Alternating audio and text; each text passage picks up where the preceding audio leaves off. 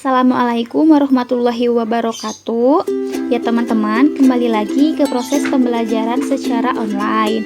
Adapun mata pelajaran yang akan kita bahas adalah bahasa Indonesia mengenai wawancara, khususnya langkah-langkah wawancara dan menyusun daftar pertanyaan wawancara.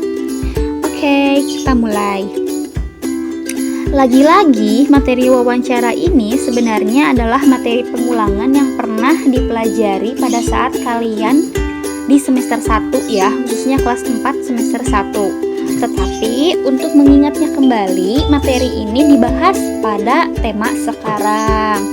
Nah, di sini Ibu ingin bertanya kepada kalian, apa sih yang ada di benak kalian ketika mendengar kata wawancara? Ya, wawancara itu dapat juga dikatakan sebagai kegiatan tanya jawab ya. Jadi ada orang yang bertanya dan ada orang yang menjawab. Antara penanya dan juga orang yang memberikan jawaban atau disebut juga sebagai narasumber. Ingat ya, narasumber itu adalah orang yang diwawancarai. Nah, kegiatan tanya jawab ini untuk apa? Sebenarnya tidak hanya semata-mata kita ingin bertanya saja. Wawancara ini memiliki maksud, yaitu untuk memperoleh atau menggali informasi mengenai suatu hal. Mungkin jika selama ini dalam mencari informasi, biasanya kita hanya membuka internet, kemudian membaca buku, mencari informasi di majalah, menonton berita-berita di televisi. Tetapi ternyata untuk memperoleh informasi dapat juga kita lakukan kegiatan tanya jawab khususnya kepada orang yang ahli dalam bidang tersebut. Misalkan kalian pengen tahu nih bagaimana cara budidaya tanaman, maka selain membuka internet, membaca buku, kalian juga dapat bertanya bagaimana sih cara budidaya tanaman yang baik. Kepada siapa? Kepada ahlinya, yaitu tukang kebun atau tukang budidaya tanaman. Nah, seperti itu.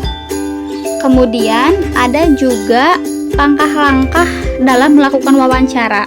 Jadi ketika kita ingin melakukan proses tanya jawab tersebut, kita tidak semata-mata langsung aku pengen wawancara, terus aku pengen nanya. Enggak ya, tapi ada langkah-langkah dulu yang harus kita perhatikan sebagai seseorang yang ingin mewawancarai.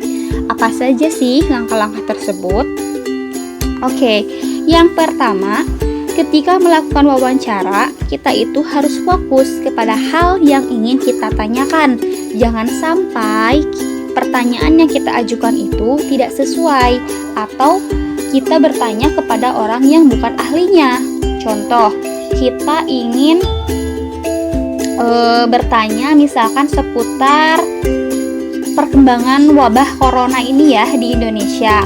Nah, kita mewawancarai misalkan dokter atau para ahli medis. Kemudian karena kita bingung, tiba-tiba kita bertanya tentang perkembangan virus corona yang ada di negara lain. Itu tidak fokus ya, namanya pertanyaannya berarti tidak sesuai, karena sesuai tema awal atau tujuan awal kita ingin menggali informasi mengenai perkembangan yang ada di Indonesia. Jadi jangan sampai kita bertanya hal-hal yang di luar Indonesia tersebut. Kemudian yang harus kita lakukan juga adalah membuat daftar pertanyaan. Nah, sebenarnya ini berkaitan dengan materi yang tadi ya, dengan tahap yang pertama, yaitu fokus. Agar kita bisa fokus terhadap hal yang ingin kita tanyakan, maka sebelum melakukan wawancara, buatlah daftar pertanyaannya terlebih dahulu.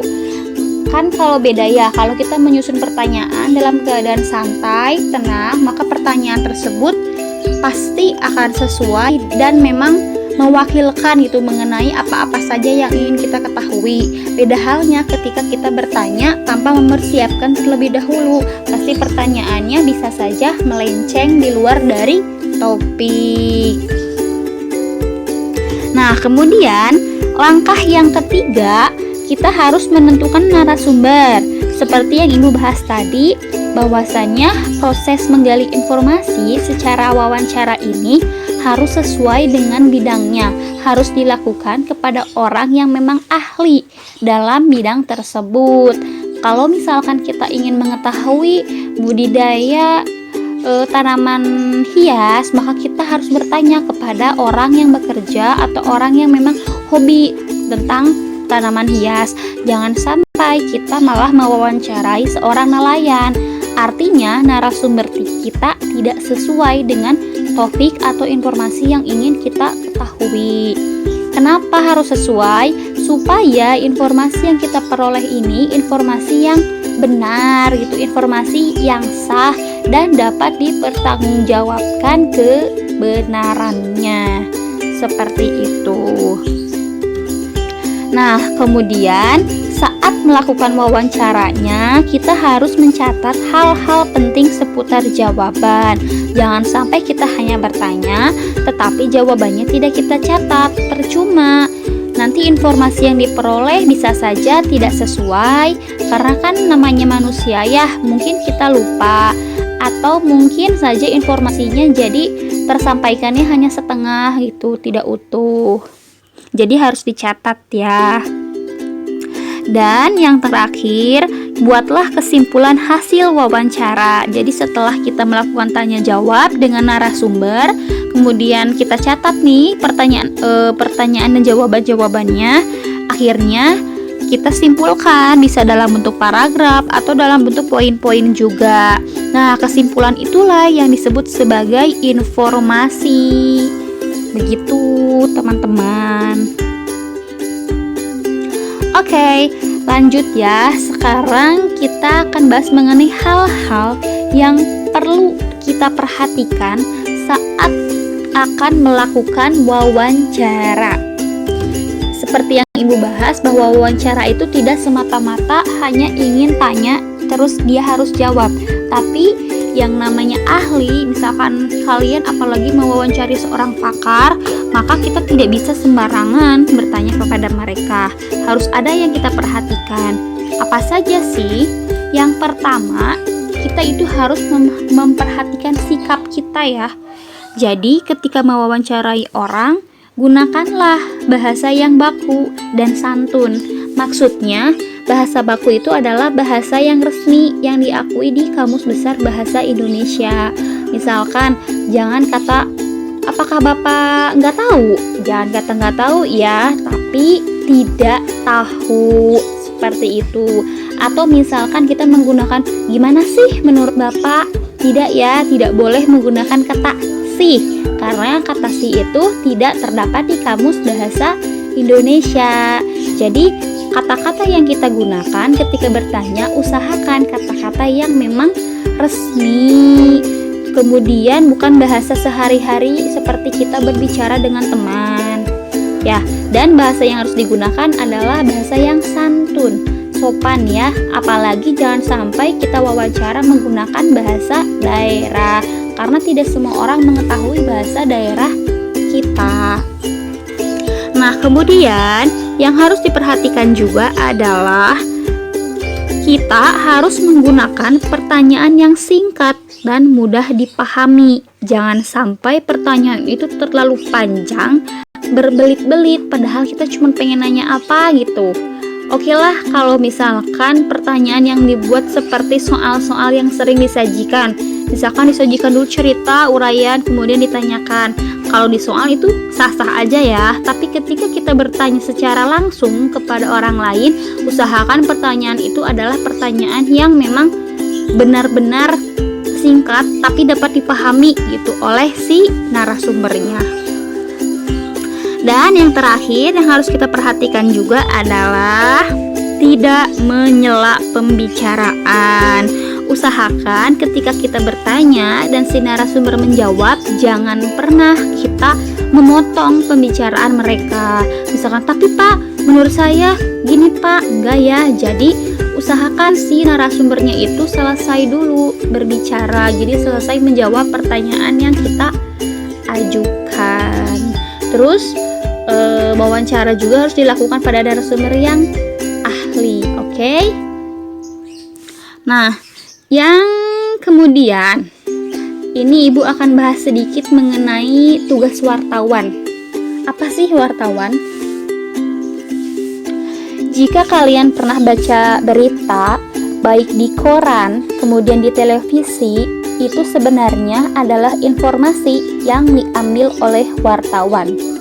Wartawan ini merupakan salah satu jenis pekerjaan yang bertugas untuk mencari informasi, kemudian menyusun berita, yang nanti berita-berita tersebut bisa saja disajikan di surat kabar, majalah, radio, televisi, maupun internet.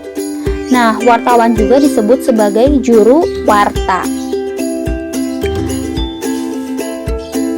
Nih, jika kalian sudah besar bercita-cita misalkan, atau kalian hobi menggali informasi, atau kalian memang senang gitu bertanya kepada orang-orang, kalian percaya diri, kalian berani, kemudian kalian orangnya memang kritis, banyak ingin tahu berbagai hal, maka pekerjaan wartawan ini sangat cocok ya, karena wartawan ini memang bertugas untuk menyusun berita.